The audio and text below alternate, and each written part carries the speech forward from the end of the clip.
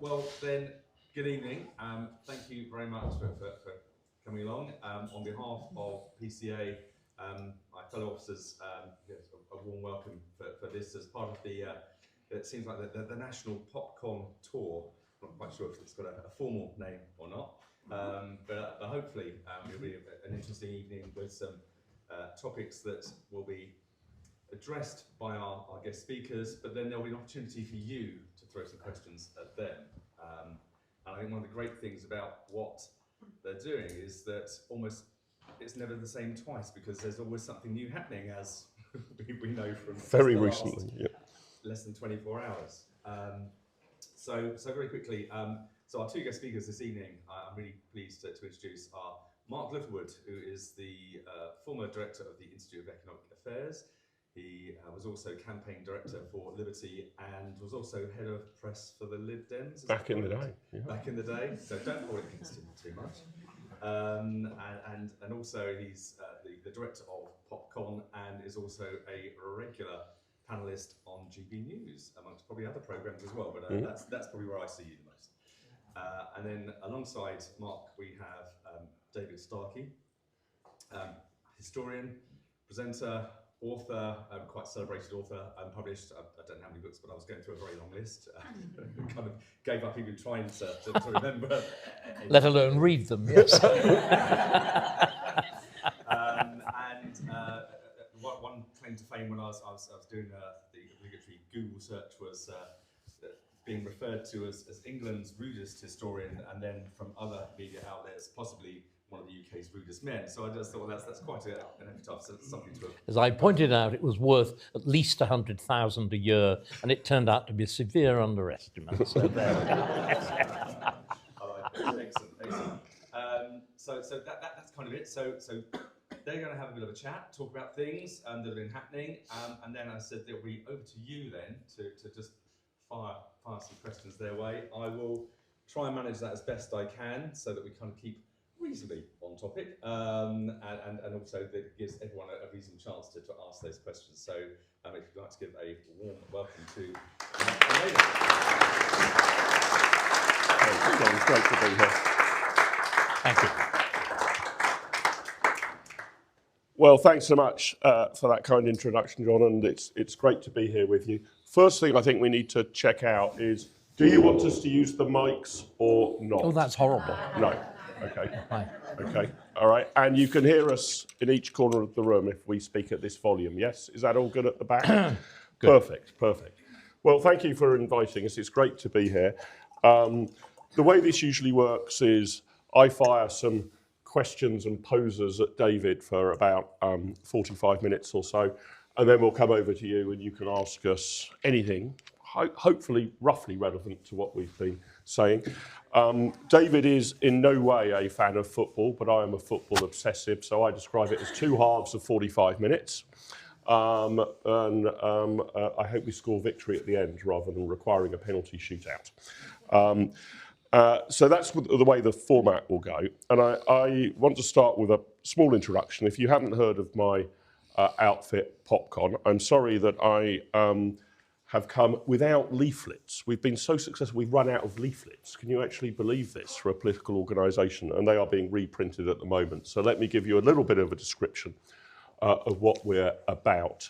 And you can find us by going to popularconservatism.com, or if you're interested in learning more, I have plenty of business cards on me. And if you're not on our mailing list, please do join it. Almost exactly 2 years ago, I set up the organisation Popular Conservatism with a number of interested others, not all of whom are still in the Conservative Party, in anticipation that in November, not July, but in November 2024, there would be a general election that the Conservative Party would lose badly.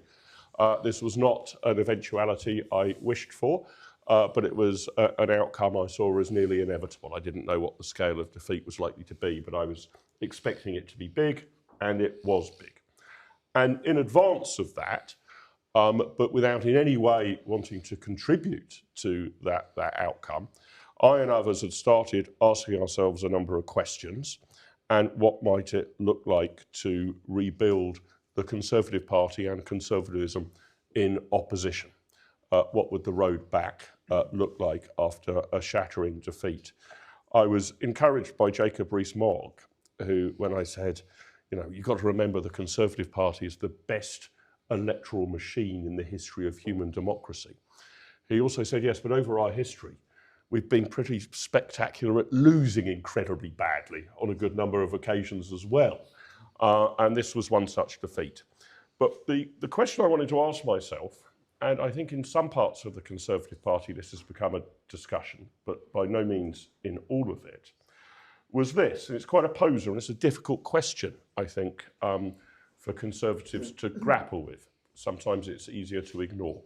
My question was this: why, after 14 years of Conservative government, was the United Kingdom at the end of that tenure not obviously more Conservative in any facet whatsoever? Pick metrics. The tax burden went up over 14 years in office. Parallel to that is spending went up over our 14 years in office. Not only spending went up, but deficit finance spending went up. The national debt went up over our period in office. Harder to measure with exact statistics, but I feel highly confident in my assertion that went up enormously over our 14 years in office. We didn't deregulate, we regulated more. Some cherished freedoms, again, harder to precisely measure, I think came under attack. I'm not sure that the state of freedom of speech in 2024 was in as robust health as it was in 2010. A range of slightly, how to put this kindly, quirky policies were pursued, strategies indeed, around self-identification of your gender and in pursuing carbon net zero by 2050. Now, we can have an argument about some of these policies, whether they were right, whether they were just badly attuned or whatever. But it remains my assertion that if a Martian had come down and landed on Earth and just taken a snapshot of the UK in 2010, when the Conservatives returned to power after a long time in opposition, then whizzed back off to Mars and came back again in July 2024, 14 years later, and took another snapshot, and only had that evidence to go on, the sort of data that I have been discussing with you, only had that to go on, and was asked to guess, what sort of government do you think the United Kingdom had between 2010 and 2024? Probably would have guessed a left-wing, woke, green, progressive rather than conservative government. That probably would have been the guess. And I don't want to suggest that there were no policy successes over the period of time. There were some. There were also some enormous challenges.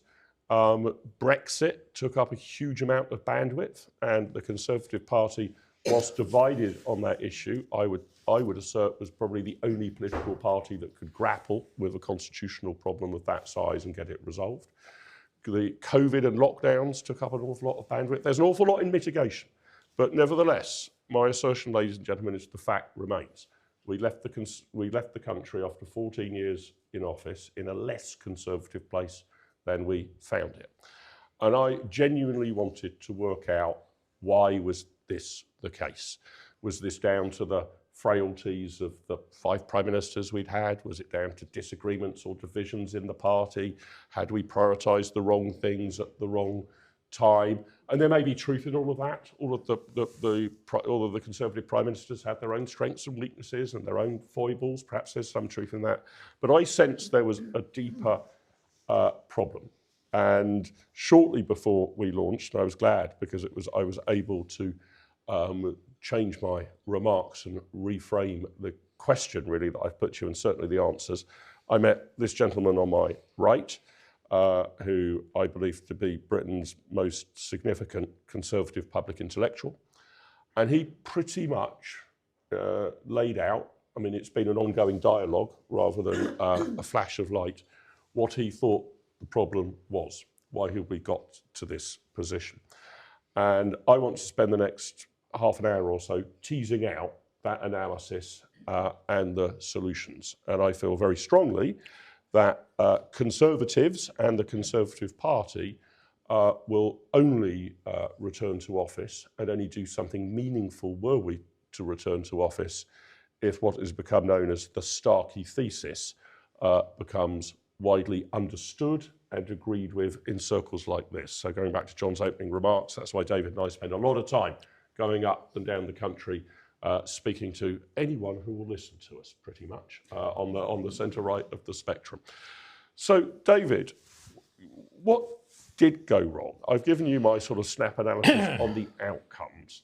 And lots of people sort of say, oh, well, you know, Boris was misled by Carrie, Liz went a bit crazy for 7 weeks, Rishi wasn't tough enough, Cameron had the Liberal Democrats to deal with.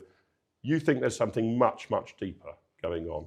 Give us just the broad brush of what that is, and then we'll dig into it. I think we need, in a sense, to start earlier. We could have been, many of you may even be almost as ancient as I am, in which case the 1970s will be a recent and vivid memory. The Conservative Party was in exactly the same position that we're in now in 1974. It hadn't experienced such a shattering defeat, but the essential situation was the same. You may remember Keith Joseph, the intellectual behind Margaret Thatcher, in 1974, in an introduction to a volume of papers, has a kind of confessional moment. And he says the following: I had called myself a conservative. I hadn't been a conservative. I had been a member of a conservative government that had done nothing conservative. In other words, exactly what Mark is saying now. Because what happened, as many of you will know, I mean, I'm born in 45, at exactly that great moment of change, that in 45, the post-war government of Clement Attlee comes, and as Mark and I were saying earlier today, at the end of that 6 years in 1951, when Winston Churchill is returned, Britain was as socialist as East Germany. And what does Churchill do when he comes to power in 51? Apart from repealing the most extreme aspects of the Town and Country Planning Act, which actually had 100% tax on all forms of land development, which is why post-war development doesn't get going, because the 100% tax on it. Apart from that, he repealed virtually nothing. ID cards, in fairness. Pardon? ID cards. ID cards, yeah. ID cards, that's true. And rationing, eventually. Yep. All of that stuff, but totally marginal. And from that point onwards, up to 1974, there was a uni-party government. Conservatives came in. Indeed, they did. They were in power for much of that period. But nothing changed. Economic policy was Keynesian. We continued with an intensely socialized economy, huge swathes of the economy. Even remember, a travel agency was nationalized. Some pubs. Pardon? Some pubs. Pubs. I mean, just extraordinary. And it was a uni-party, but they had a different name. It was called Butskellism, you may remember, after R.A. Butler, the Tory, and Hugh Gaitskell, Labour. Interestingly enough, Hugh Gaitskell was much grander than R.A. Butler. Gaitskell had been to Winchester, Butler only made Marlborough. So it gives you the flavour of the thing. And it takes the defeats of Edward Heath and the dawning realisation of Keith Joseph to come up with the solution. Margaret Thatcher, denationalisation, getting rid of Keynesian economics, sorting out inflation, removing prices and incomes policies, and that extraordinary Thatcher revolution. I suggest that what happened in 2010, we made exactly the same mistake as Churchill did. And this is where the story becomes interesting, because I'm sure hands should be going up at this point, saying, but wasn't Blair, didn't he continue with Thatcher's free market policies? Yes, To an extent, he did. But what he did do, and what very few of us, I certainly did not realize it at the time. Again, it's really important, I think, to understand history works retrospectively. You only understand looking backwards. And what Blair did was something infinitely more radical. I would argue the most radical changes in our history since the attempted, well, it was for a time, successful revolution of the 17th century. Blair fundamentally changed how we were governed.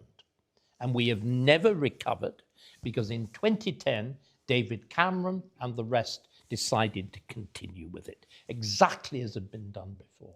That's the origin of the disaster. What we can now do is analyze exactly what Blair did and why the consequences have been so dreadful. Consequences so dreadful, interestingly enough, that even people who believe in this stuff, we have a government which is the direct heir of Blair. The man who was forced to resign as the Prime Minister's principal advisor, Morgan McSweeney, was literally a pupil of Peter Mandelson. How close the relationship was, we may discover further if we can hold our noses and watch. But even people who were direct products of New Labour believed in it, believed in every detail of it, as we can see with Keir Starmer, even with a huge parliamentary majority.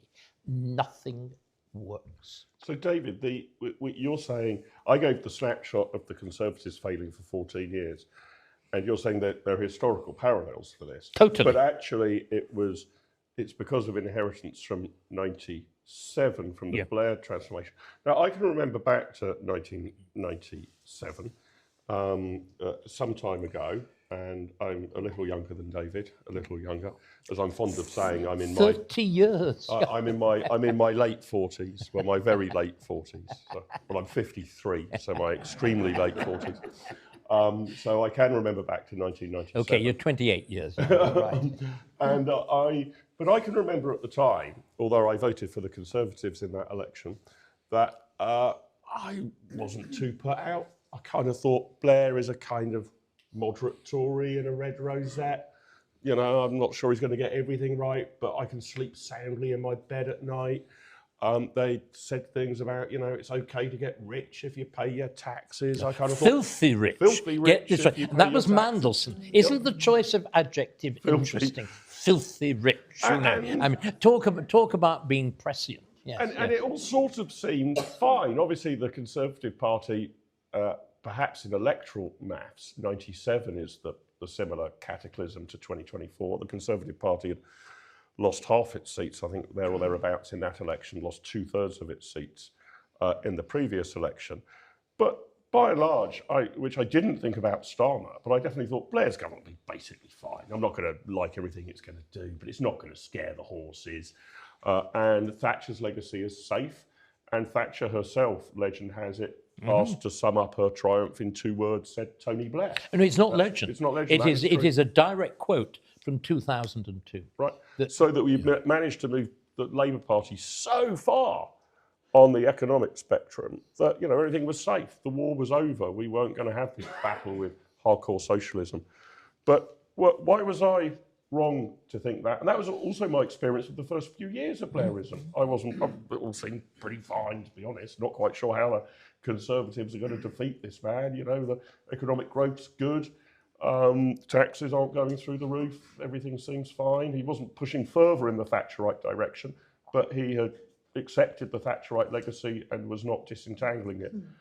What did Blair do that we didn't notice at the time that has had these long-lasting and catastrophic effects of which you speak?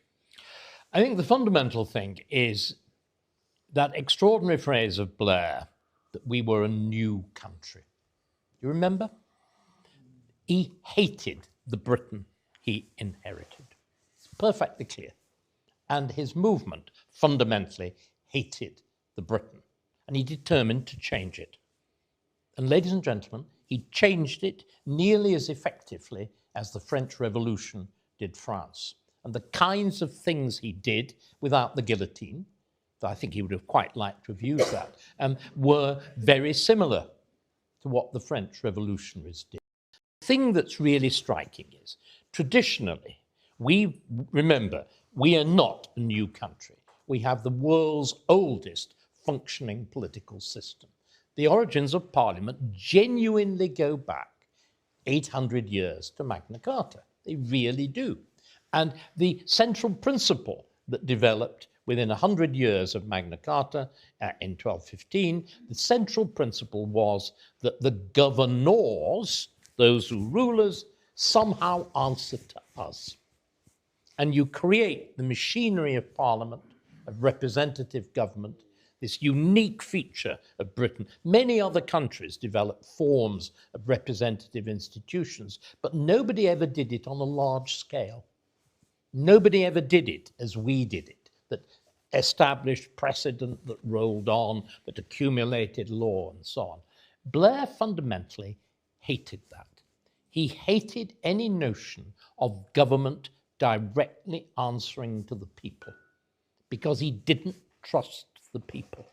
He modeled himself essentially on post-war Germany, that had been terrified of democracy because they persuaded themselves democracy had produced Hitler.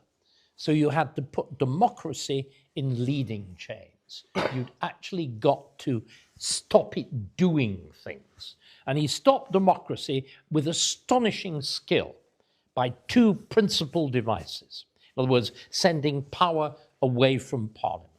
One way he sent it away from Parliament was by this thing called quangos, quasi-autonomous, non-governmental organizations, of which, because Mark is, of course, the great counter, I'm the ideas man, he's the counter. They come in useful. How many of them have we got? Well, we think it's about 444.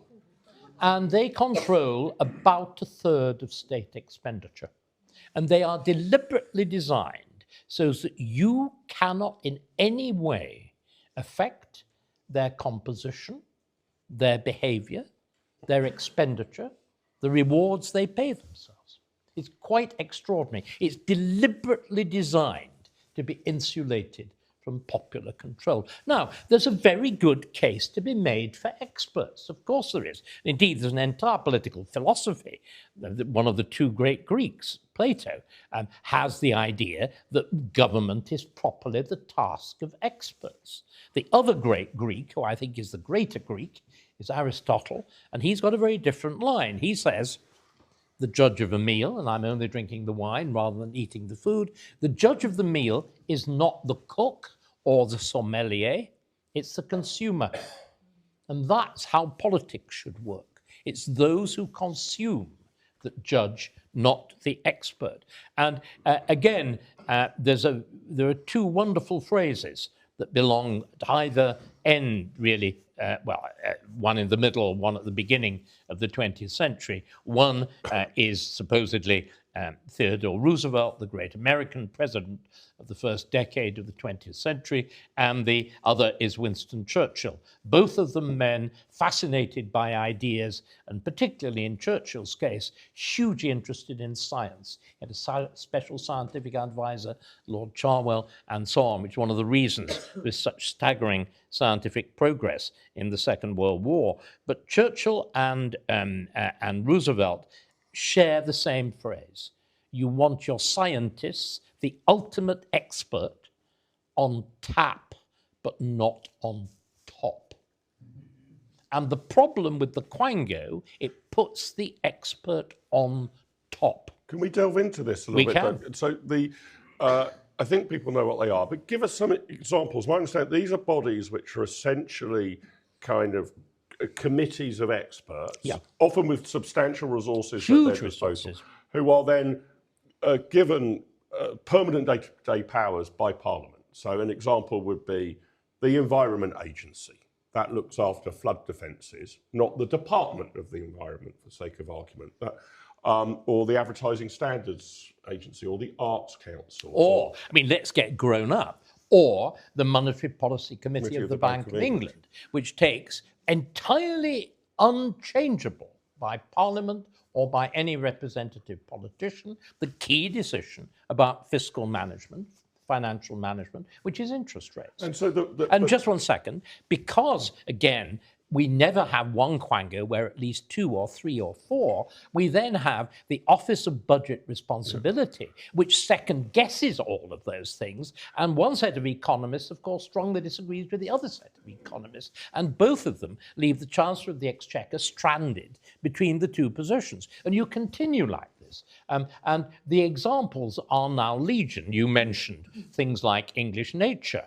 English nature is, of course, directly responsible for one of the silliest decisions ever recorded. You may remember the terrible saga of HS2, and one of the most outrageous incidents in that saga, I mean, it's sort of Homeric in its quality, is the insistence by English nature that you build a bat tunnel at a cost of £100 million.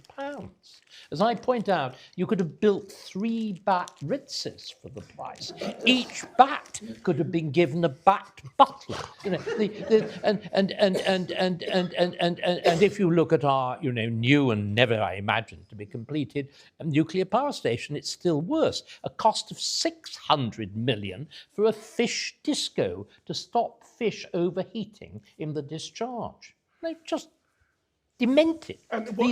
In other words, these are figures which no sane person looking at a budget would dream of doing. So why is that? Why have we?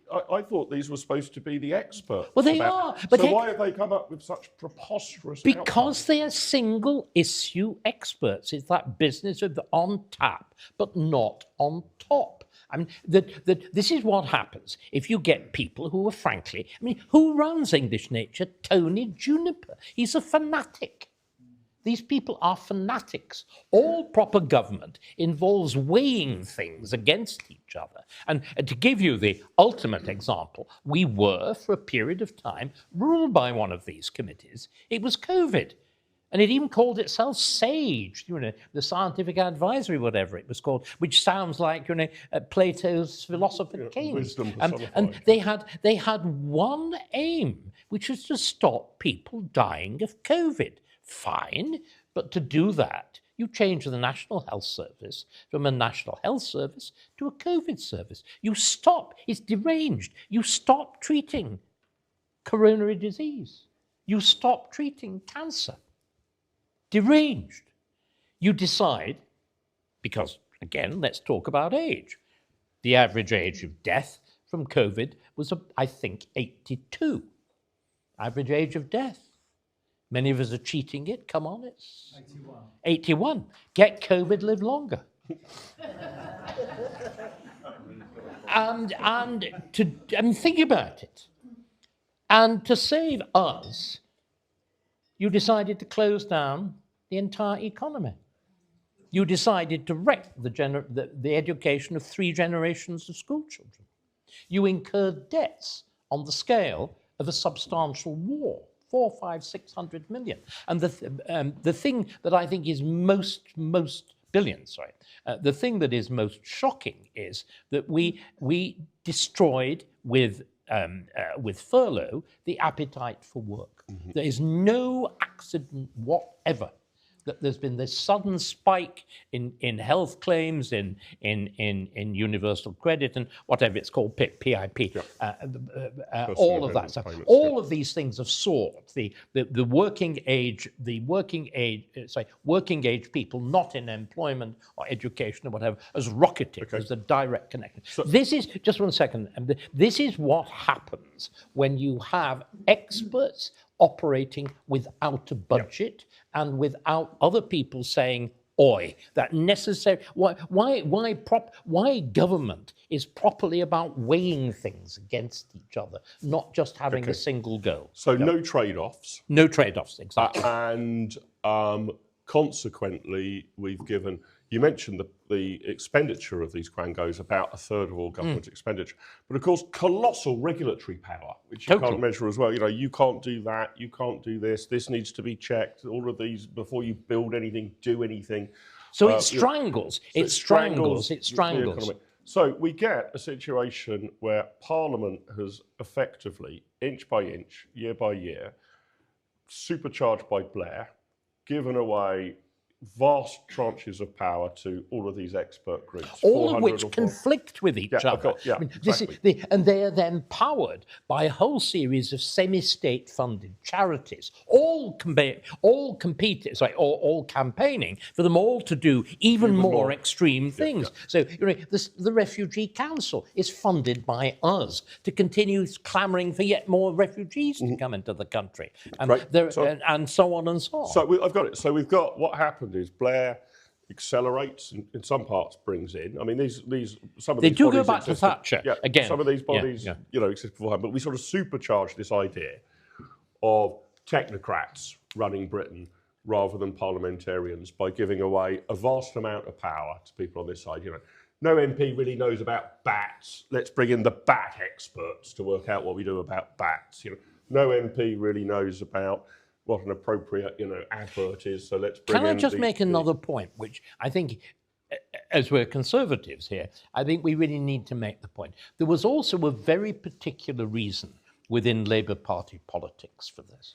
Remember, once, which is true, Blair had abandoned socialism.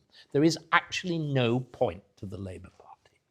Once you've actually abandoned it, you abandon any notion of principle in government.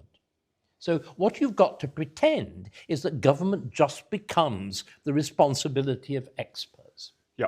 And again, so they become the technocrats. It becomes a technocracy. Okay, I'm conscious of the time. But there's a very particular reason within the internal politics. Yeah. So I think we've got the picture there. People can ask more about that. So there's this big transfer of power, authority, day-to-day running of our public life goes to a whole gamut of these quangos, sometimes contradicting each other. Then on the other side, however, we get a kind of supercharged, superpowered, politicised legal system. That's right. The other big change, which again at the time I didn't much mind. I mean, I previously worked for Liberty. The Human Rights Act came in. I think it took legal effect in 2001. What's wrong with that? Quite nice to have some human rights on the 1998. 98 was 98. When, I don't know when it came into legal force. It was it comes into force very quickly. Okay. We get that comes in, and it seems a rather nice thing to have, really. I mean, that seems fine. A bit more, protection of freedom of speech. What's not to like? And very effective it's been, hasn't it, as you pointed out? Yeah. But talk us through this other side, because the idea was that Parliament has lost a whole load of power to these quangos, these experts, sort of leaking blood out of its left side of its body, and then on the other side of the body, it's leaking power to the judiciary, the legal structures of the United Kingdom. Tell us about that briefly. And both internally and externally. I think there are three principal staging points. There's the incorporation of the Human Rights Act. There is the constitutional legislation starting in 2003 that culminates in the creation of the Supreme Court and the stripping of the old office of Lord Chancellor of his power to appoint judges and that sort of thing. And the final catastrophic step is the Equality Act of 2010, right at the end. And we may not have time to look at all of them, but the important thing to understand is they all tie together. They all reinforce each other. Let's begin with the business of universal human rights, because as Mark said, it sounds lovely, doesn't it? Who could possibly object to such a thing? I always say it's the Paddington Bear of political thought. You can see it with its little red squishy hat, the pathetic little luggage label saying "Poole," the battered leathered suitcase. It all looks so cute, and they all look so effing cute. And it is deadly. Let me explain why it's deadly. If you believe that there are universal, and that really European amounts to universal, human rights. It means, think about it, it means you believe there is a universal human being. It means we are fundamentally the same. In other words, ladies and gentlemen, the newly landed migrant from Afghanistan, once you wash him down, trim the beard a bit, remove the Kalashnikov, within a fortnight, is settling down at the Dog and Duck, downing half pints and just wanting to be one of us, isn't he? No. And this is the disaster. And if you actually look, you were talking about recent events. Can I recommend everybody in this room, and I'm being serious, you're serious people because you're here for this kind of event, look at the Green Manifesto on immigration. And you will find it says exactly what I am saying. There shouldn't be states. There shouldn't be frontiers. There's no difference between the immigrant and the native. Everybody can come here and should come here. And that's the logical conclusion. But David, could you help me with saying, I understand that's what it says. What, if you like, political force has that had? How have decisions around this therefore because been made the out with judges, Parliament? the judges effectively have extended remember, the original European Declaration goes back to the early 1950s. It's ratified by Britain. We are the first people to ratify it in 1951. It's ratified by the Attlee government. And do you know what? They knew they were making a mistake. We have all the documents for it. The Labour Lord Chancellor, Lord Jarrett at the time, says, this is the worst drafted document I have ever seen in my life. Any decent lawyer can make it mean whatever it wants to mean. And what the Foreign Office said was, oh, you know, we've got to sign it, otherwise we won't look good. The Foreign Office throughout the ages. And then it's followed up with saying, well, by the way, we know a lot of the drafting is defective, but don't worry, nobody's going to take it very seriously. I mean, literally, that's all there in the Cabinet Minutes. And how has it been taken seriously? What's been the problem is it has been taken... Again, it was relatively, it's a very interesting point. It's relatively harmless until it's incorporated in a common law jurisdiction. That's Britain, where judges take law literally. Mm-hmm. Whereas in continental Europe, laws are sort of vague things that can be, you know, these very, very generalized codes, and which give very high degrees of tolerance to governments and whatever. In England, particularly in the English system of law, the minute words and the construction of those words are taken very seriously. And there was, again, as always, there are different people involved. There is the broad movement of Jack Straw, Tony Blair, Gordon Brown, all Charlie Faulkner, very active, by the way, Charlie Faulkner, in the assisted dying business. I mean, he is the man who has been trying to force it through the House of Lords. But what is striking is there's a great legal brain behind all this. There's a man called Tom Bingham, Lord Bingham.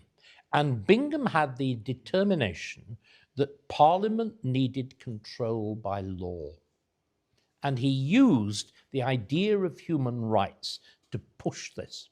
And only one man at the time, you were talking about people not understanding it. One man at the time does understand it, and he's a Guardian journalist called Martin Kettle.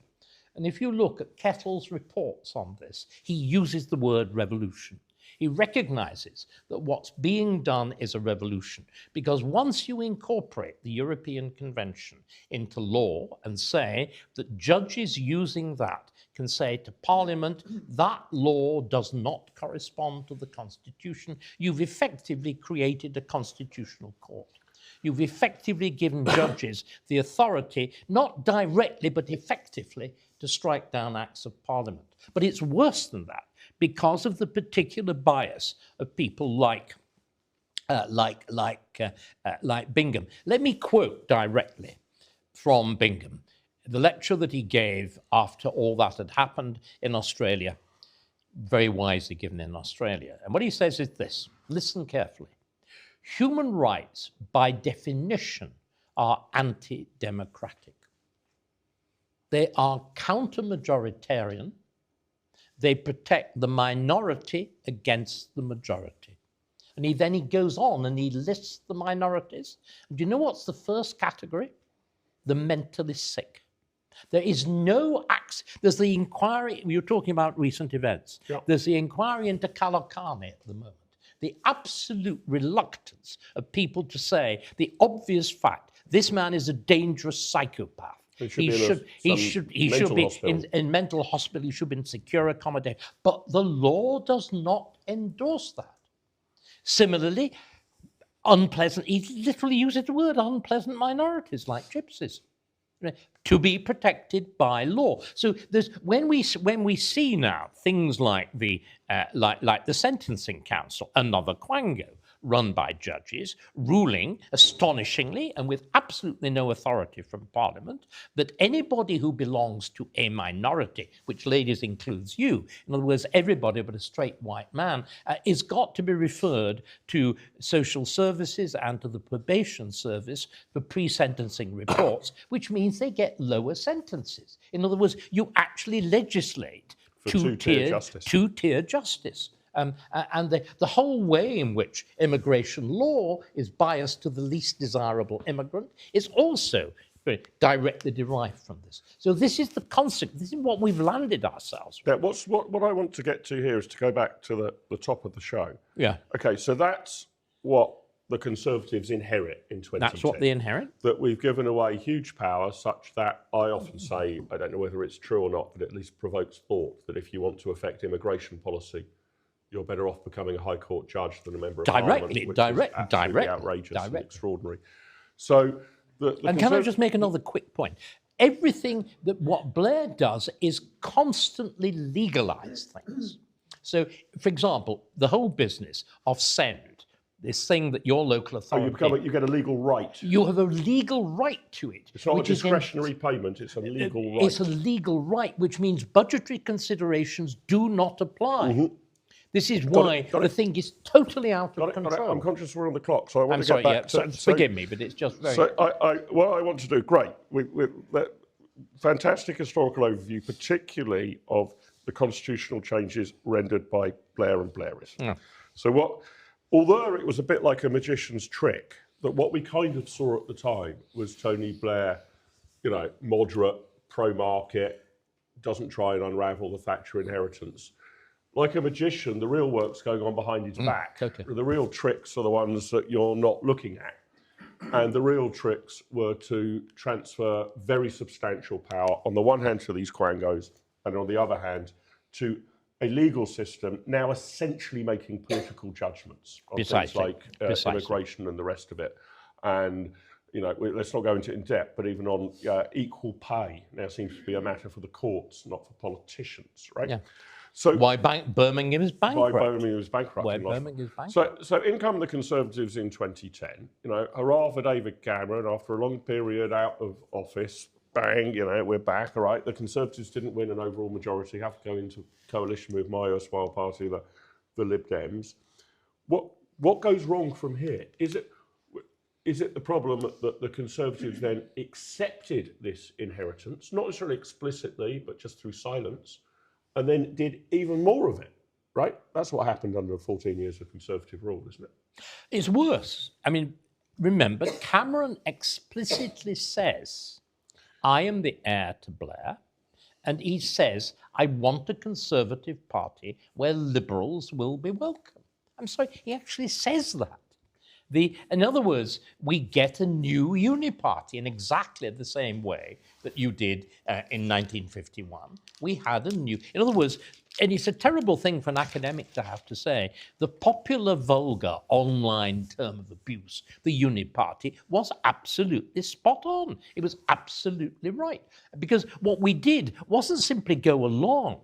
Repeatedly, we intensified. Like the Climate Change Committee. The football regulator. The football regulator. But above all, actually legislating the target for a target date for 2050 and putting it into law, which gives, again, judges control over extractive policy, whether you can drill in the North Sea, whether you can frack or not. These are matters determined directly by judges. Mm-hmm. This is and we repeatedly did this. So again, you've already mentioned that under Maria Miller, under Theresa May, we actually take the first steps to gender self-identification, transsexual. It's insane.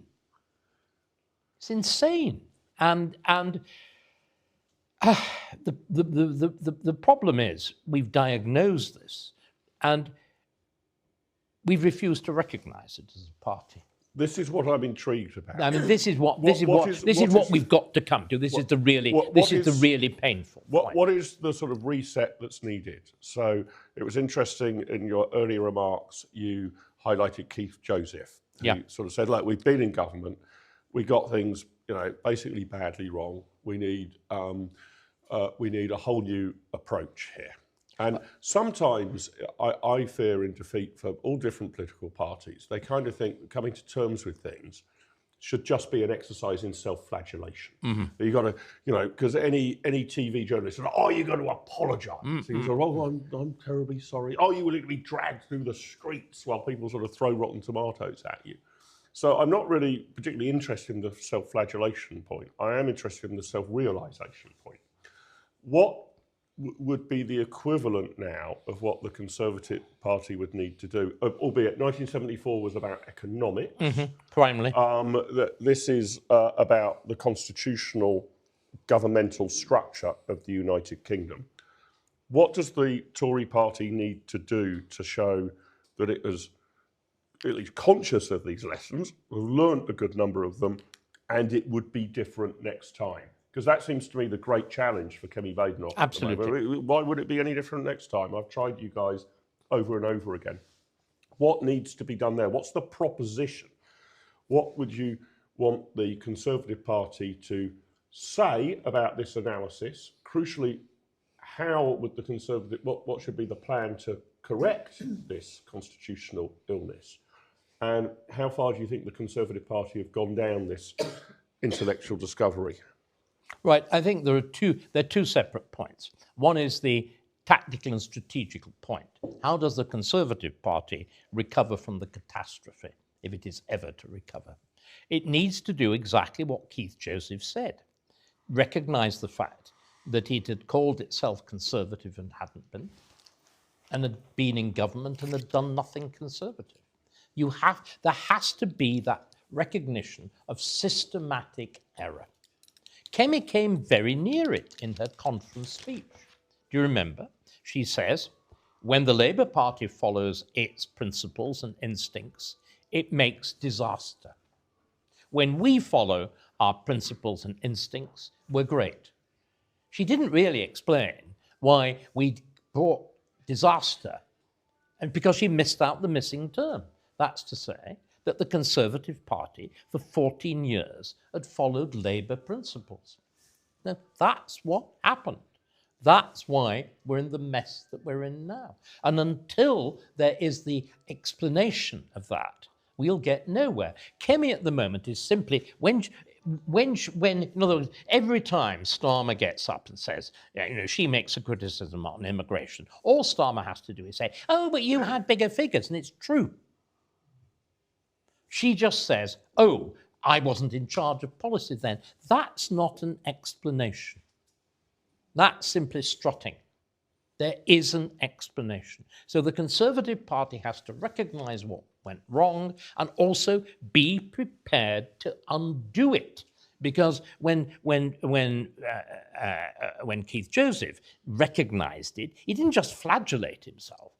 He set about with the organisation of which you were once head, and with a new organisation which he founded, the CPS, and with people like Hoskins and whatever, they started out working out what you had to do. And the most important thing you had to do was to undo protections to trade unions. Repeal things, don't come up with more rules. Repeal things, undo nationalisation, undo Keynesian economics, prices and incomes policies. So the only way, this is not simply the Conservative Party, the only way the country will recover from the catastrophe of Blair, because remember, it's not simply that this is undesirable, that it's unconservative. It means no government can actually work. We're in a we're completely stymied as a country. And what you have to do is to say, we will undo the big changes that Blair carried out. And until we're clear on that, until we're clear on the reasons for doing it, the country and the party will get nowhere. Very interesting. I want to finish on one question to bring it up to date, because we've travelled over many decades of British political and constitutional history. The right of centre arena is now competitive in British politics. The Conservative Party is no longer a monopoly in this area. That's been true for a while now. You've got to bear in mind UKIP did pretty well in the 2015 general election, not sufficiently well to prevent a Conservative outright majority, but nevertheless got, 12 or 13% of the vote at the last general election. In its latest guise, Reform, Farage's party gets, 14% of the vote. Appear to have doubled that number in the opinion polls now, roughly running around, in the high 20s. In a parliamentary by-election yesterday, let me quickly do the maths in my head, Reform beat the Conservatives by a ratio of 14-1? Correct. I think probably we were discussing the worst by-election result for the party ever. Yeah, I'm struggling to... If anybody does know a counter-example, you win a £10 book token. But the Conservatives got 1.9% of the vote. I mean, that's the figure. And I can't think, certainly in the modern era, that the Conservatives have done that badly. So I guess the sort of question is, why are you still in the Conservative Party, David? Do you think Reform are now, potentially the major force on the right, with the Conservatives as a junior force? I know they're not working together, but nevertheless. To put it mildly, yes. And do you think that Reform UK have got this analysis and prescription, are saying, well, we would come in and we would fix stuff? There's quite a lot of argument that hinges on a tedious semantic point, but I think it's worth teasing out. Is Britain broken? And, essentially Reform UK say, yes, it's broken. We've got to fix it. We've got to repair it. It's not just a question of hanging new wallpaper and a lick of paint. There is something much more fundamental about the foundations that need to be sorted. Whose mobile phone is that?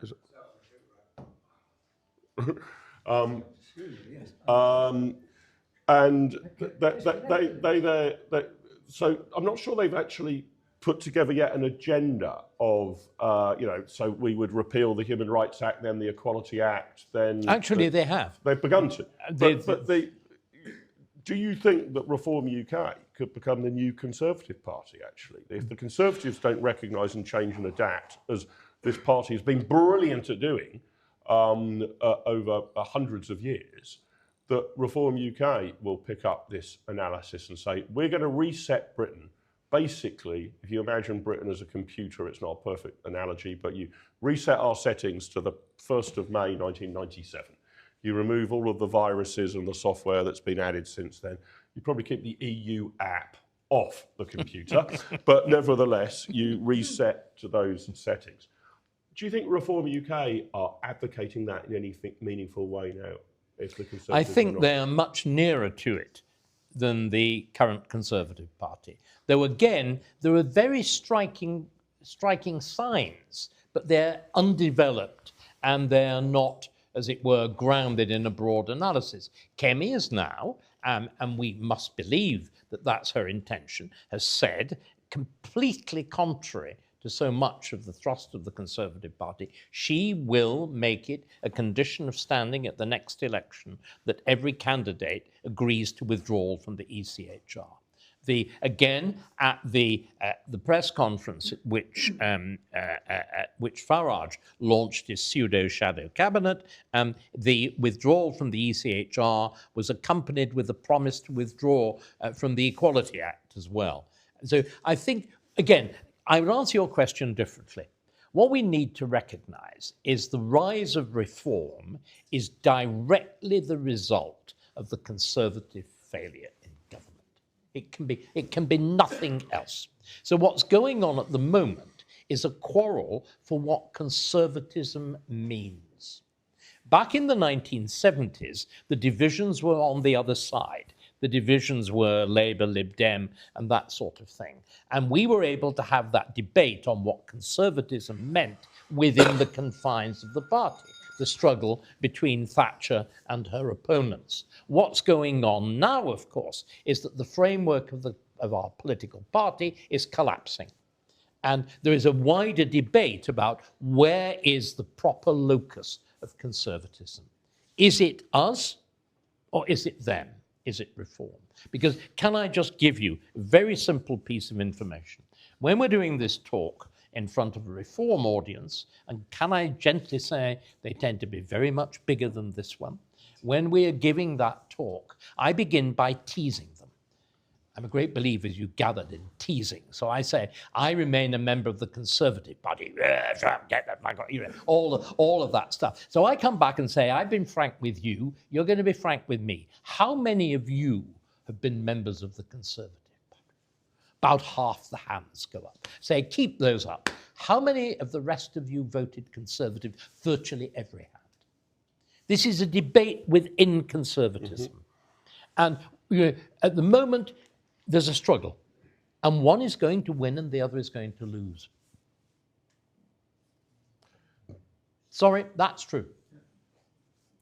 So I just want to summarize. Not for your comfort, I believe it's called, yes.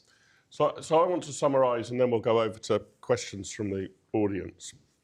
Do pick the themes, but if you think we've missed anything, ask us a question on what you think we've missed. Is this a fair summary, David? That without people really noticing it, a bit like the famous boiling frog, our constitution was steadily eroded over the best part of quarter of a century or more. That principally happened under New Labour, who, whilst they kept the public-facing economic credibility until the very last years. Until the very last years. They broadly kept that going, but the magic from their perspective, the black magic from our perspective, was going on behind the scenes. Correct. Huge powers away from Parliament to these quangos, these independent experts, huge powers to essentially politicise our judiciary, who are now criticised through a political lens, not through one of pure jurisprudence. We, the Conservatives, didn't fix that. We thought we could steer a train over the 14 years in which we're in office, and you can't steer a train, it's on rail tracks. More fundamental change was needed. The efforts to do it, you can slow a train, or you can speed up a train, but you can't steer it as easily. So we didn't do that, and we haven't recognised that that was fundamental to our downfall. And having not recognised that, there is now a battle for the heart and the intellectual soul of the who will recognise it. Who will learn those lessons. David, it's been a great pleasure as always to listen to you. Thank you very much indeed. I'm going to hand over to John. You're going to kind of moderate the questions for us, right? Do you mind if I just say what I usually... Actually, can I suggest, do you awfully mind if actually there's a reason for this, my hearing, I don't want to render you redundant, but Mark is really good at handling this process. Would you awfully mind? No, If you feel he's misbehaving, say so. I mean, I've already said, that the audience is the judge rather than the yes, performers. quite. You are the judge of this.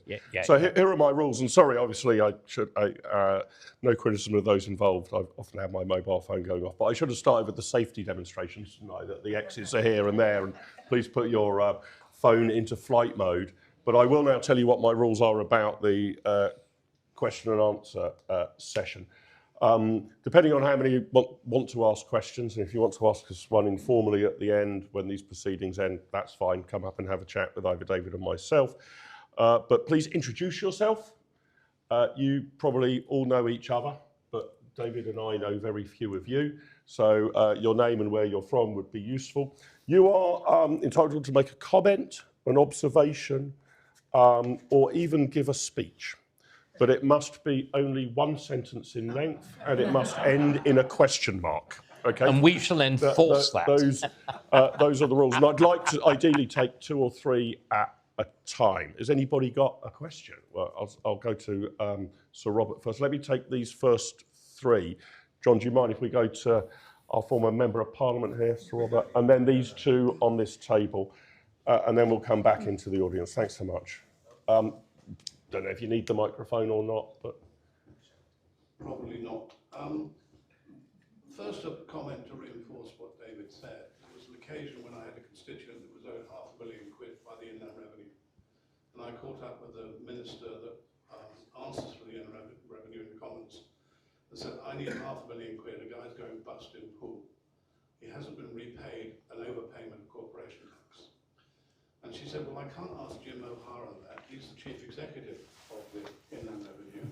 We have a meeting once a week, and I raise a number of issues, but it's up to him. So at Precisely. that point, I was, adjournment, debates, questions, but eventually it was paid back after about 3 weeks. It was sorted. But when you actually have the Inland Revenue, a minister answers for it, but isn't responsible for what it does. Exactly right. That's pernicious.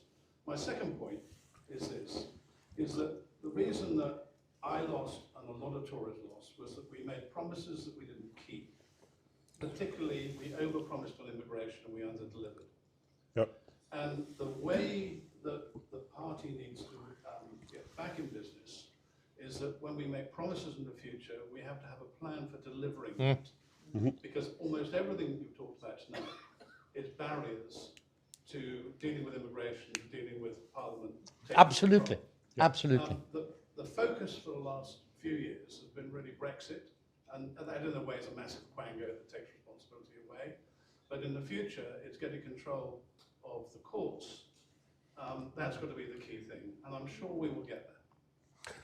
I'll allow this for the former Member of Parliament, but that wasn't really a sentence and it didn't end in a question mark. Incapable of obeying My instructions. strict rules were breached. So let's see when we move over to some others, whether you, sir. Yeah. Can everyone hear me?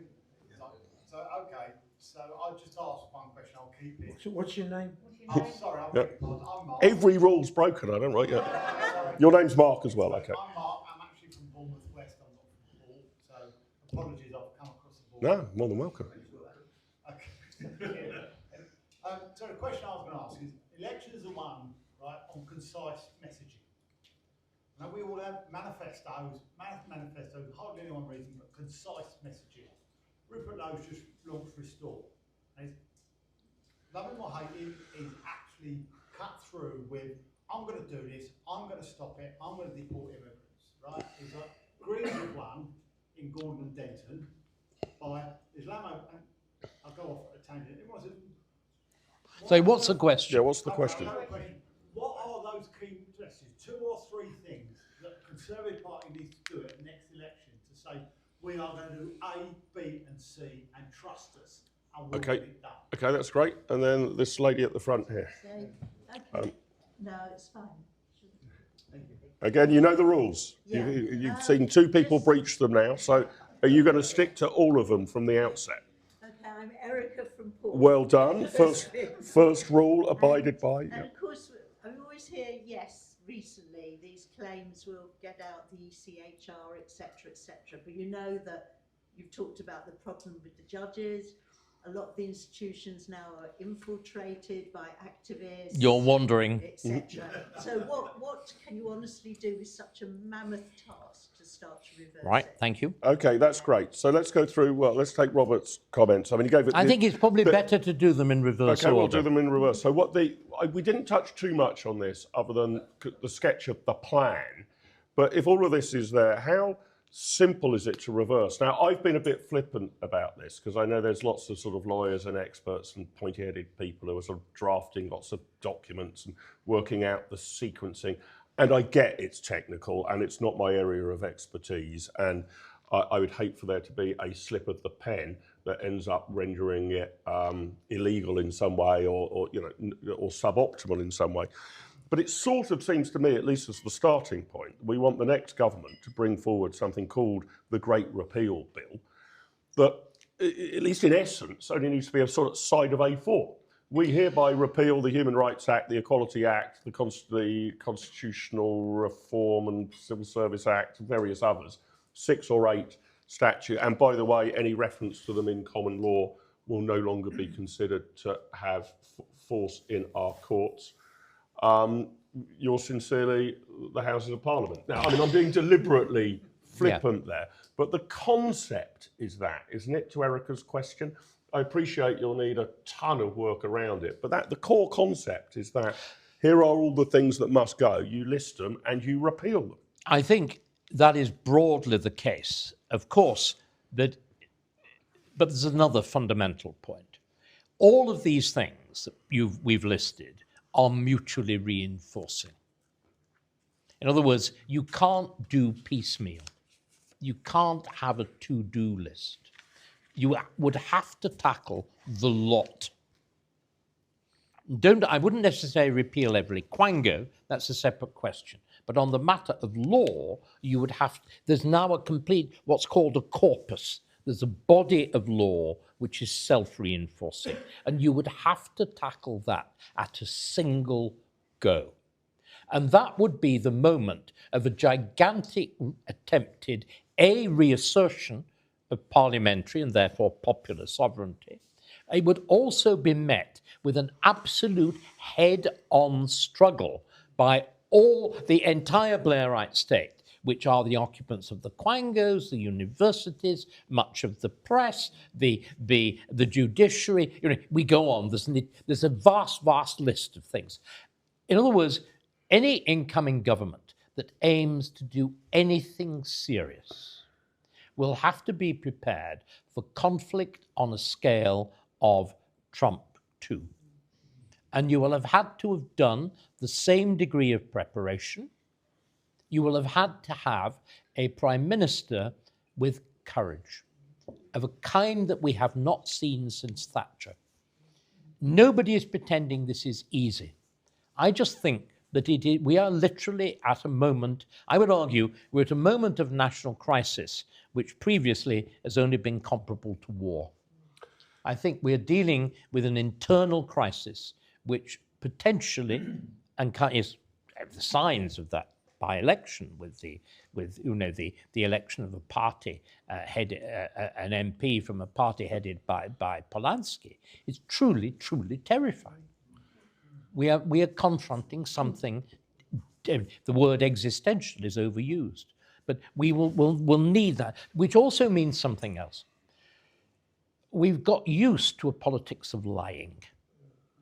The catastrophe of Blair, the catastrophe of Mandelson, the catastrophe of Alistair Campbell, a politics of lying, of deliberate deceit. We've been ruled by lies, you know, that multiculturalism is wonderful, that diversity is our strength, that the net zero economy will lead to boom, all of this stuff. We've been ruled by lies.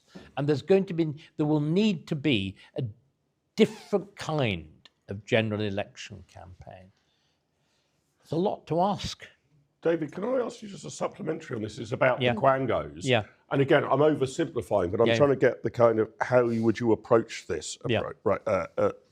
So what I want the next government to do is you kind of list the 440 odd quangos, however many there will be by then, on a kind of giant Excel spreadsheet. And you map all of their functions. And you work out which of these can be shut down altogether, right? You might conclude that we don't need an advertising standards authority, for example. You might just conclude we just don't need it, or an arts council. Football regulator. A football regulator can be closed down altogether. Total nonsense. There might be some that can actually be privatised. The football regulator might fall into that it becomes a self-regulatory thing. The advertising standards authority is a little bit like that. It's paid for by the advertising industry. But you know, if you could imagine press regulation might fall into that category. It will be a trade body. So that's the sort of, you either abolish it, you privatise it, or you put it completely under ministerial control. As you were talking about. Yeah. We have to restore direct ministerial control. And most of it will go into that category. That we should do. It's absurd that it isn't. You can have an interesting argument about whether, I don't know, flood defences could be provided by the free market in some fashion, by the insurance industry in some fashion. Or if you decide actually it's a sort of public good that's hard for the market to provide, well, it goes into the Environment Department directly governed into local government. Yeah, but some elected politician is in charge. That's right. So that we never have the position of Robert, having to go to the minister who just says, "Well, Jim O'Hara is not going to do anything about it." Sorry. Yeah. It's weird. We've reduced ministers to being lobbyists. Yeah. They're supposed to be the people who are lobbied, not the people doing the lobbying of the heads of quangos to sort out an HMRC decision. So that is the approach you take to quangos. It might be you keep some of them, I guess. Yes, but again, I think we need to be ruthless about it, because the problem is the quangos are the real source of the hyper-regulatory state. And there is that wonderful line about the difference between America and the EU. America innovates, Europe regulates. And we are now reaping the terrible consequences of this. And even with the best intentions, I would argue that what happened at Grenfell was very largely due to the fact that not building is under-regulated, it's over-regulated.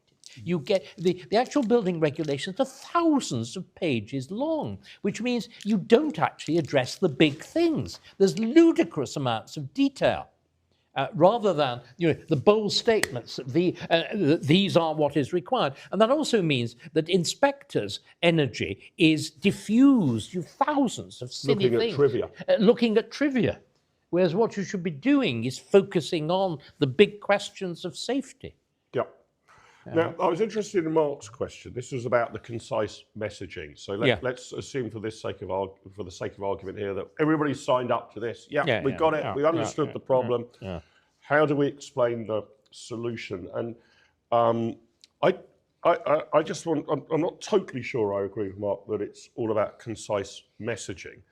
I think it's about the way you comport yourselves, what you are kind of exuding into the atmosphere, right? So, when the Conservative Party is electorally successful, it's usually because it exudes competence. Now, I don't think the Conservative Party's ever actually had an election slogan just called "Vote for us, we're competent."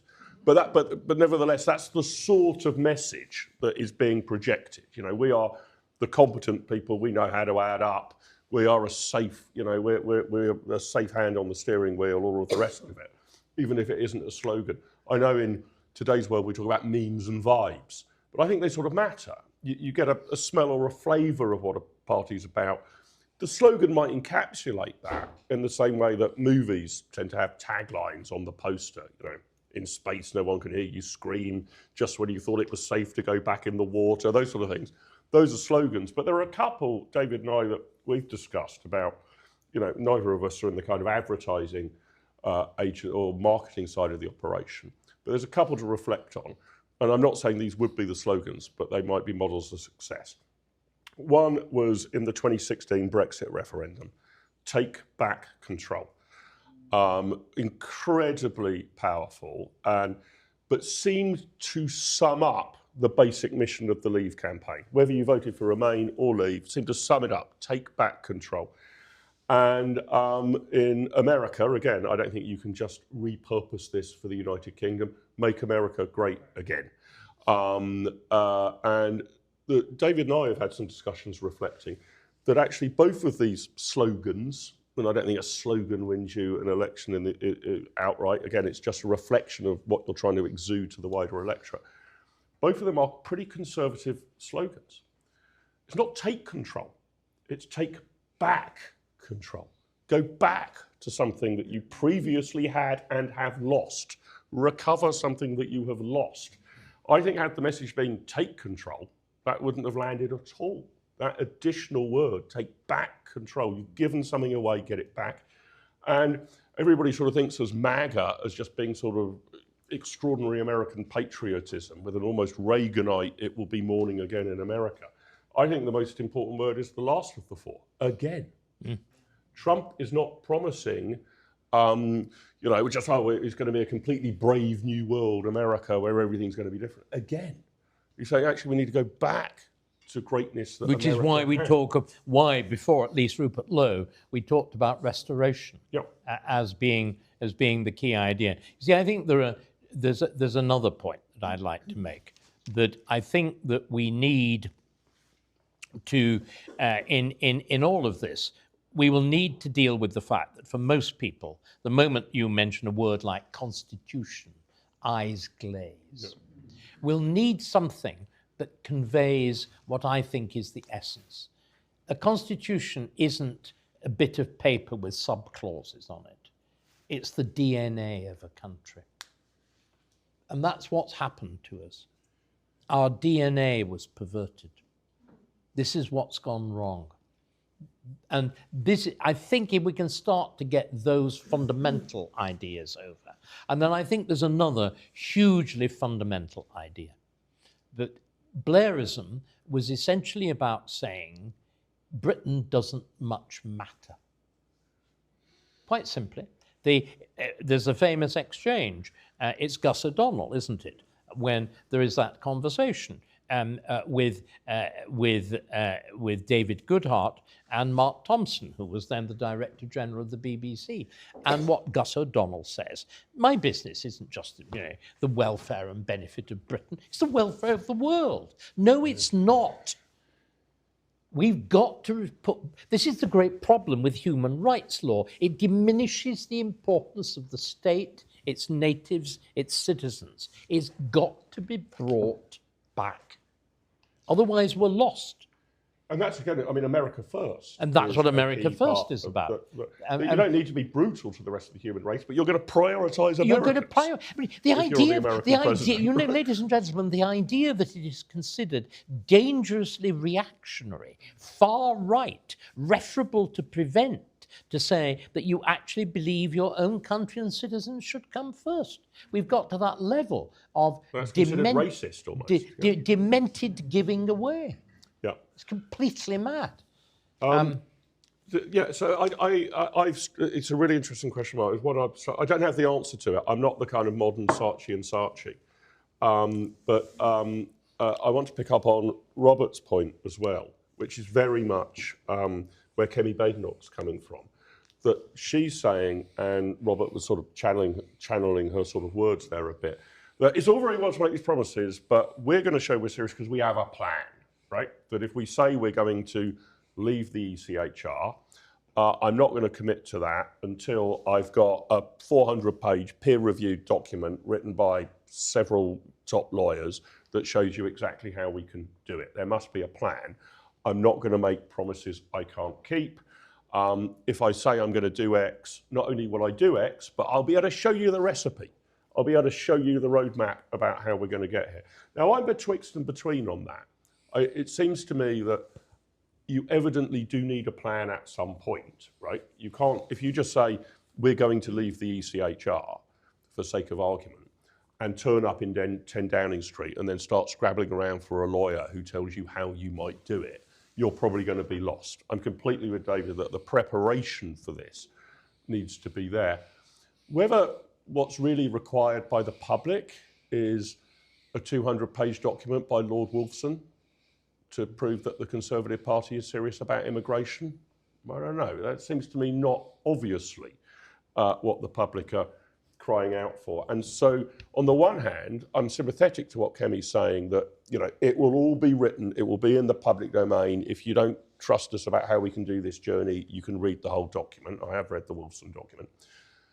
On the other hand, I'm a little bit worried that it's sort of, we won't leave the front door and start the journey until we are absolutely confident that the entire journey will be without peril.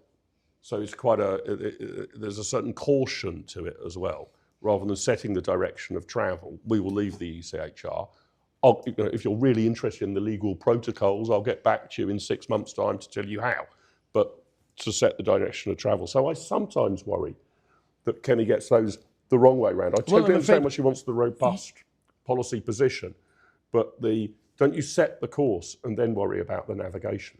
Well, you certainly do if you've got a rival party on the right. Mm-hmm. The problem is that the silence on policy coincided with, as you pointed out, reform doubling its vote share, if we look at the opinion polls, and the fact has now been confirmed very clearly. And its rating in the opinion polls corresponds precisely to what it got in the election. At least there, the opinion polls are right. And the silence of the Conservative Party on policy simply left the door open. Let's face it, it just left the door open. And the party is in, and I speak still as a member of it, and speak with deep regret, it's actually lost ground. Let's be honest. It's lost ground since the last election. From a low base. Yep. From a very low base. And it's dishonest to say anything else. John, I'm going to let you pick the questions, right? So I don't. Yeah, we put need your to move hands in the air. We need to move faster. Yeah, I'm sorry. you choose, You John, must stop and I'll asking just such note them down. huge, roomy questions. Yeah. Yes, yes. And remember the rules. So you pick them. Mine's 2 words. There you go. Okay, that's a very attractive, seductive proposition from the gentleman over there. So I'm Remy from Poole, and I agree with what you say. It's a horrendously massive task, but I put it to you that I think the most important thing in the next election is to fix the economy, because we want to reverse all the disastrous policy of this government. Yeah. Okay, so that was a very good and succinct question. You, sir. Richard from Poole. Richard.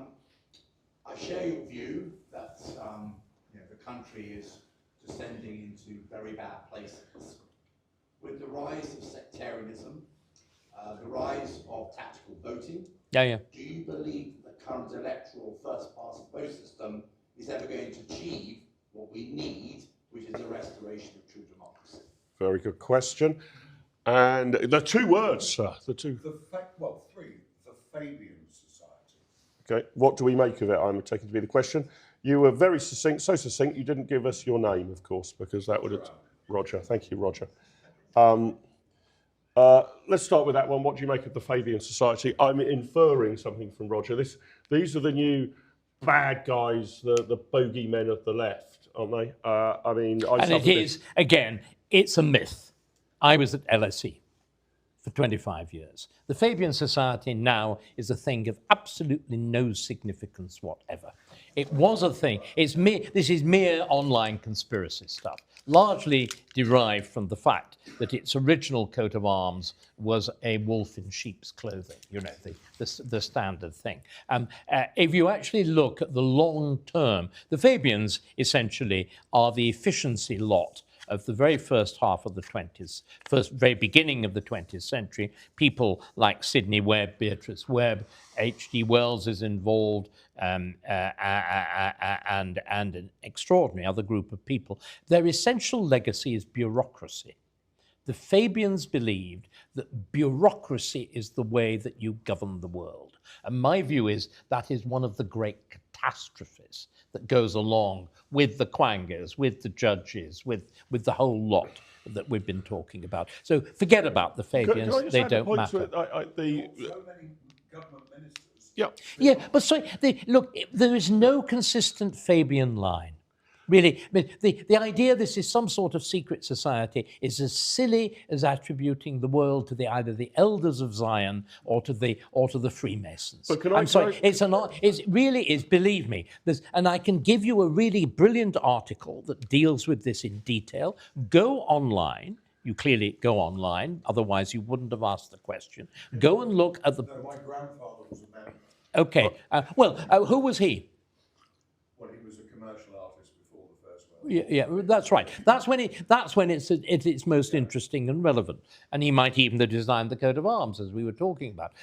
But there's a brilliant article in the Pimlico Journal, which is, I think, one of the best online sources, which examines exactly the case you were presenting and demolishes it, and does it with detailed references. I mean, I've given you the gist of it. As I said, I was at the institution that was the product of this, LSE, and I can tell you they couldn't have conspired their way out of a paper bag. Really. But what I just wanted just a supplementary on this, because we might have been unfair to Roger there, assuming it was about a conspiracy theory. What about as an intellectual movement? Because my understanding of the Fabian movement is it is not revolutionary. It is, it does not suggest that, we should all turn up in pitchforks and, kill the bourgeoisie and or the monarchy and seize control and set No, up a on the workers' contrary, but it was elite penetration. I mean, this is the original idea was incrementalism. No, but the original idea was elite penetration. Right. But the point is, modern Fabianism is all over the place. There is no consistent argument. It's simply now a minor fringe society of the Labour Party. That's all it But is. it's ideas on. Well, there are no consistent. Read the article. You need to, clearly. Well, you need to. I do occasionally go online, so I will Well, do no, that. read that Pimlico Journal article. It's Do you brilliant. think the reason that the conspiracy theories have arisen is actually if you buy into your thesis, which is the sort of boiling frog thesis, Yeah. and in the discussion that we have had, it's the sort of we didn't see this coming. You know, there wasn't a civil Yes. war in '97. So that must be a something happened yeah. that brought about this change out of plain sight. And that lends itself then to saying, well, where were those ideas? How did that? What was the human That's intelligence behind that? That's the interesting part of it, in my view. But equally, there's this huge rash online, the whole attack on Jews and God knows what else. There's the online, there's a world of conspiracy theory. And most of it is profoundly dangerous and damaging and stops people thinking straight. And as you may have gathered from this evening, I'm an enormous believer in persuading people to think straight and to look at hard evidence, even you. I'm straightish. Well, in comparison with me, darling, you're straight as a die. But yes. Now, Richard's point was on, well, two came together, but sectarianism and the voting system, right? So the voting system presumes and seems to sort of work if you've got essentially two big parties, okay? A third party which gets 12% of the vote and only 2 seats might whinge. And indeed, you might get a government with a majority that is short of 50% of the vote, but it's probably got the tacit support of people who didn't vote for it. And by and large, that's what we have seen over our lifetimes, really, isn't it? I mean, Much longer. Much longer. Much longer. But and generally, the party with the most votes wins. Not always, but generally speaking. And generally speaking, you've needed typically, 40% of the vote to actually form a government. Not always. And indeed, the last election was the I think lowest share of the vote ever to form a majority government. Was it 34% of a low turnout, leading not just to winning in the way that Harold Wilson might have squeaked home with on 38% of the vote with a majority of 2, not likely to last for very long. Not merely winning in a landslide. A loveless landslide, but a mandate for 5 years, right? Given the parliamentary maths.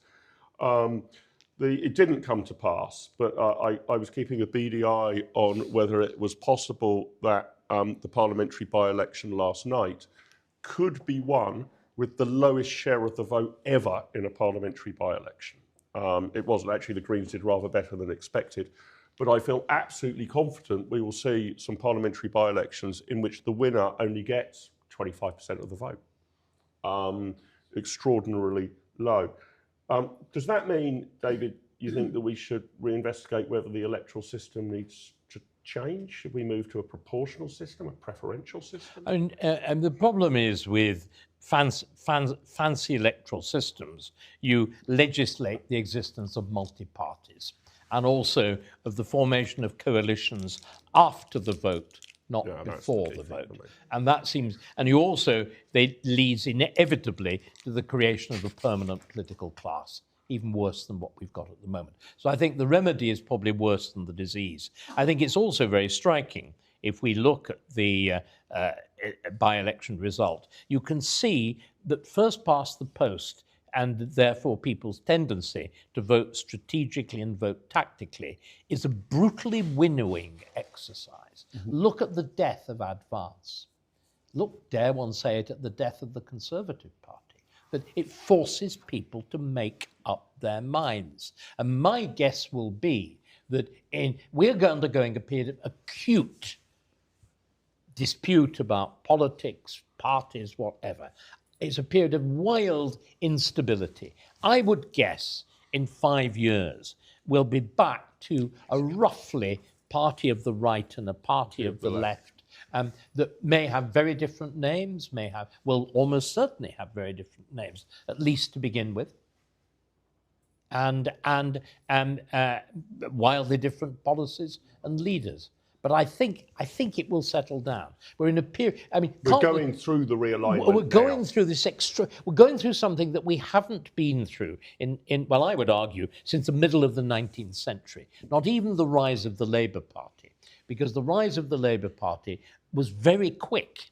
It was on the back of the manifest collapse of the Liberal Party, with personal corruption and whatever at the end, and the shift of issues, as you've talked about. But also, it had a foundation in the trade union movement. It already had, a substructure. The astonishing thing about reform is that you move from barely being reform stood in the last election. It was barely a party.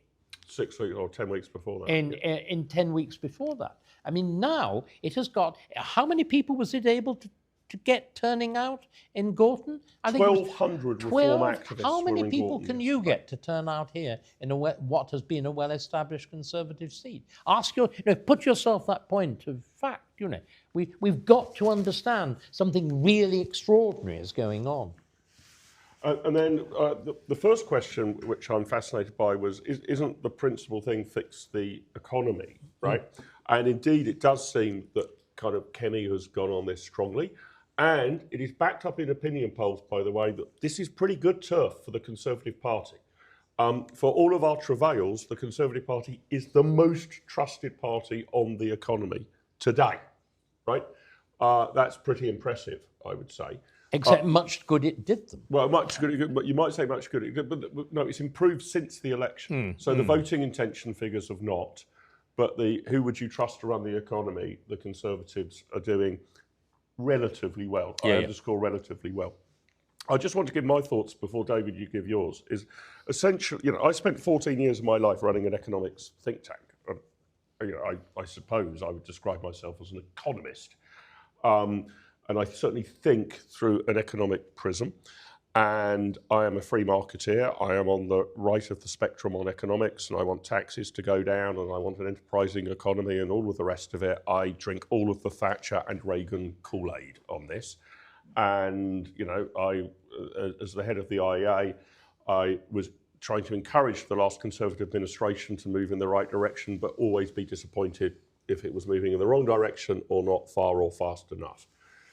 I think I've come to the conclusion that whilst obviously what most people want in their normal lives is a flourishing economy in which prosperity is abundant and opportunities are endless and economic growth is 5% per annum rather than 1% per annum, and prices are stable and all of the rest of it, that the economy is downstream of the Constitution.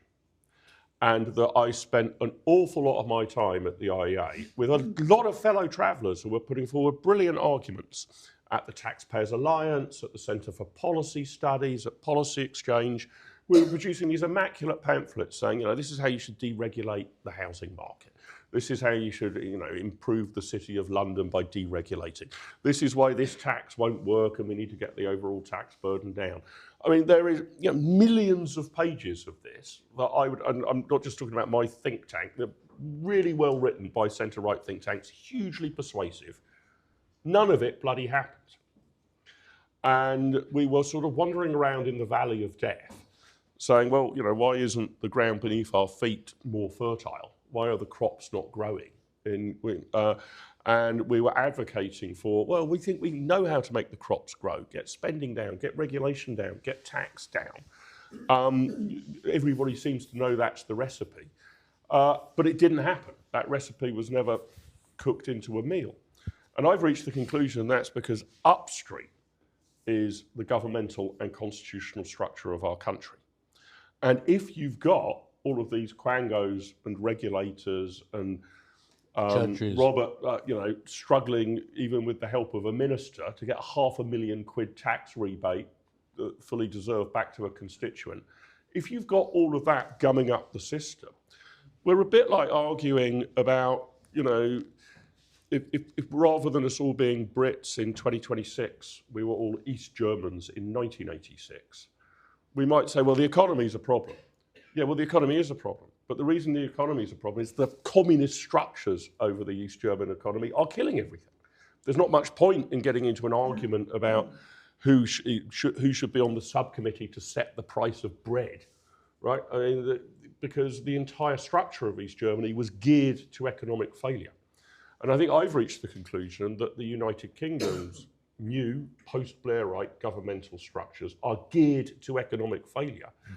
And so I'm all in favour of a new Chancellor of the Exchequer coming in and saying, I'm going to knock 1p off the basic rate of income tax. You know, that would be welcome.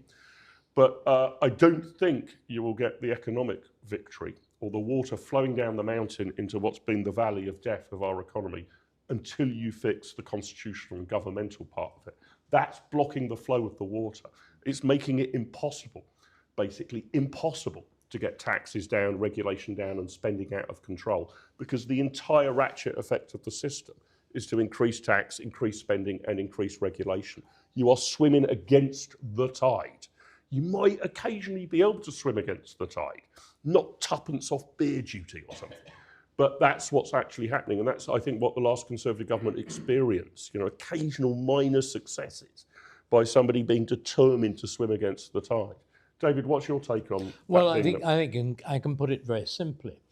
The book that Margaret Thatcher is alleged to have slammed down on the table in, what was it called, the Conservative, what was the thing that the was... CRD, the Conservative Research Department. The Conservative Research Department, run by that snake in the grass, Chris Patten, is by Hayek, but it's not simply a work of economics.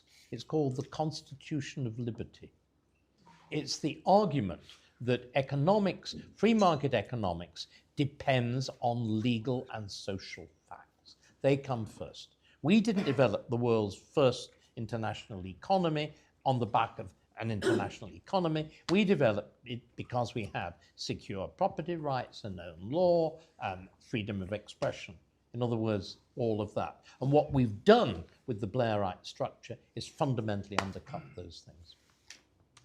Let's take 3 more questions. I'm conscious we're on the clock, and I'm going to hand over to John again to pick the 3. And you will all know the rules inside out and back to front now. So. I'm just wondering... You've broken rule 1. Sorry, Steve Baker from Poole. Yep. I'm just wondering who can be, if we have a competition about how much it is to dislike Blair, because I think you've missed out loads of stuff which he has failed on. Yeah. But there's one thing, if you go through with your revolution, then what about the regions? What about the Welsh Assembly? What about the Shetland Island Council? What about Scotland? Are these bureaucracies? Okay, got the question on devolution. Thank you very much. Thank you, Steve. Sir. Andrew Barnett, Poole.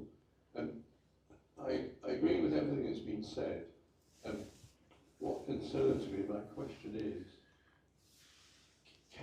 can the party, the Conservative Party, get into a position in the next 3.5 years to win a majority and implement what needs to be done? And is it realistic to think we could do that without using the support of reform? You know, I'm a solid Conservative, but realistically, we need to do it as soon as possible. Yep. Thank you, Andrew. And do we have a third and final? Sir. I'm Luke. I'm from Poole. I wonder what effect you think Restore will have on our party and the other parties on the right. Okay. Some interesting questions about some of these on electoral tactics, politics, present positioning. We'll finish with those. Let's start with Steve's on the sort of disliking Blair. And I think you said, Steve, if our revolution happened, the first thing that David corrected me about in our very long, I hope to go down in the history books, lunch, when we were discussing this, is he said, Mark, it's not a revolution. It's emphatically not a revolution. The last thing we want is a revolution. We are not a revolutionary country. We are not revolutionaries in what we're advocating. It's a restoration. Completely different phenomenon.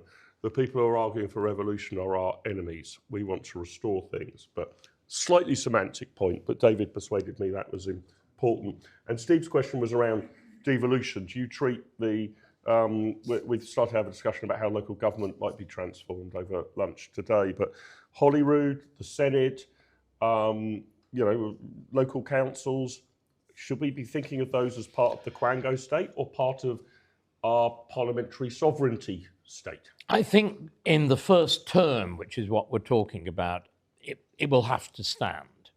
I think devolution was a catastrophe. And it's been proven to be a catastrophe. I think the only thing I would do in the first term is, in a sense, to entrench it. I would give them full fiscal responsibility. In other words, you would do the arithmetic, and the Scottish Assembly, or whatever it calls itself, the Scottish Parliament, we were stupid enough to give it that name, would control the totality of domestic political expenditure. And they were without the Barnett formula. And I think they would come begging in 2 years. But that's another matter. But we, alongside that, and again, sorry, what I was trying to do, I was trying to give a sense of first order questions. You asked about what's top of the list. What I've been talking about, I think, is top of the list.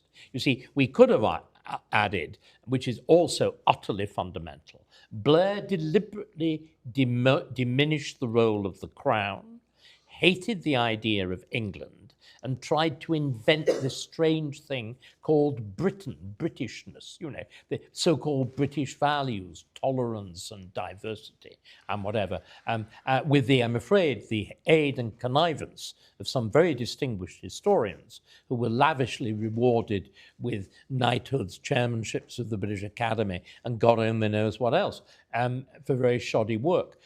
But they're second-order questions. And they're second-term questions. I think myself, we need an absolutely radical rethink of local government that will involve making it local. The one good thing that the French Revolution did was to create the commune. That's every little township has got somebody with a mayor who's actually in charge of it. I think, again, these are very big questions, and if we take that word restore seriously, the terrible deterioration in our public fabric in terms of public buildings, law courts, town centres. There's this, I mean, I had not been into the centre of Bournemouth next door, ever, I think. I was there, we were there, how many? A couple of months ago, yeah. I was shocked at its disintegration, at these lovely buildings, neglected, at graffiti, at the mess of the gardens. Nobody cares. And and again, local government has been destroyed because its principal financial duties have got absolutely nothing to do with locality. It's social care for the elderly and send. This is deranged. And I think, again, your point about restore, the sense of loss, our sense of what people always used to regard as astonishing about England was the quality of our pavements, the fact that towns were properly run, that we pioneered running water, gas, electricity, whatever. And the terrible disintegration. I mean, to me, it's a spread of graffiti have started to appear on Waterloo Bridge. Mm-hmm. It's a kind of disease. Forgive me, you live south of the river. It's a disease which spreads up. It's my fault. South of the river. Yeah. But you get it, don't you? And this is dreadful. Yes. The other questions, this is a good point to, I think, end our formal proceedings on, are around the electoral tactics, the electoral reality, where, I know all politicians of all stripes need to say, we fight on, we fight to win, we'll fight alone, we're going to win in our own right. I always, I don't really joke, I always point out that if you ask politicians of each political party fighting in a given area what share of the vote they genuinely expect to get in the upcoming election, and you add them all up, it comes to at least 200% of the vote. There is massive over-optimism bias. All that said, therefore I'm pleading for objectivity, which I think our questioners were as well. Andrew asked about working with reform. It sort of seems to me that the opinion polls have stabilised around Reform being somewhere in the high 20s and the Conservatives being somewhere in the high teens. If you wanted to round up, 30% for Reform, 20% for the Conservative Party, it's been pretty consistent numbers for some considerable time now, that those have been. The last question was about Restore. So we've got yet another political party popped onto the scene. So although it seems to me the only two remotely viable parties on the right, peace agreement, electoral pact, merger perhaps, but another, there's now a new kid on the block, Rupert Lowe, who's a sort of supernova phenomenon on social media. If you haven't watched or are not subscribed to David Starkey Talks, it's been over the channel on YouTube, please do watch David's recent interview with Rupert Lowe. It's an hour of absolute magic. It's just brilliant and quite funny as well. What's your take on the electoral maps, David? You're an ideas man, but you want this to happen, right? You don't just want to win the argument, you want to win the war. Definitely. What do the parties of the right need to do? I think I can't say it because I don't lead the party, but what I can say is what I'm trying to do. I am trying to persuade them of a commitment to the basic argument that I've outlined you tonight. In other words, to get a broad agreement, this great repeal on the freeing of the British state from this catastrophic network of expert and legal bonds, which play directly into your question on the economy. That the economy cannot, it's strangled by this stuff. It's utterly strangled. This is basically why we can't build anything. It's not simply that somebody can't finance it. It is, there is a problem in that in tax, we know it's too heavy, but taxes are heavy because so many benefits are we are legally obliged. They're back tunnels or they're send or they're determined by tribunals. We can't sort out immigration policy because again, it's quasi-judicially determined and so on and so on. And in other words, we've got to get rid of this before we can have the kind of bold entrepreneurial supporting government that you would like. That's what I'm talking about. And I see achingly, we're coming achingly close to both Reform and the Conservative, and indeed Restore. Why they took the name from me. I'm very friendly with Rupert. I'm not sure I'm still friendly with Rupert. I'm very friendly with Rupert. But so I'm operating, Mark and I have been operating on trying to bring about fundamental agreement on policy. And once you've got that, one hopes shame will eventually bring them together. And really testing the common phrase of lots of politicians, country before party. Party matters, but country matters more. Yeah, except that they are very fond of saying it and rarely practice. Well, that's what we hope to change. We have clean run out of time. We've overrun by 10 minutes. I hope you've enjoyed it. It's been absolutely wonderful for you guys to host us. Thanks for some brilliant questions. If you didn't get your question, please come and talk to me or more likely David afterwards. And John, thank you so much for putting all of this together yourself. And I'm going to hand over to you to wrap up proceedings and do the raffle. So, David, Mark, thank you ever so much, and hopefully you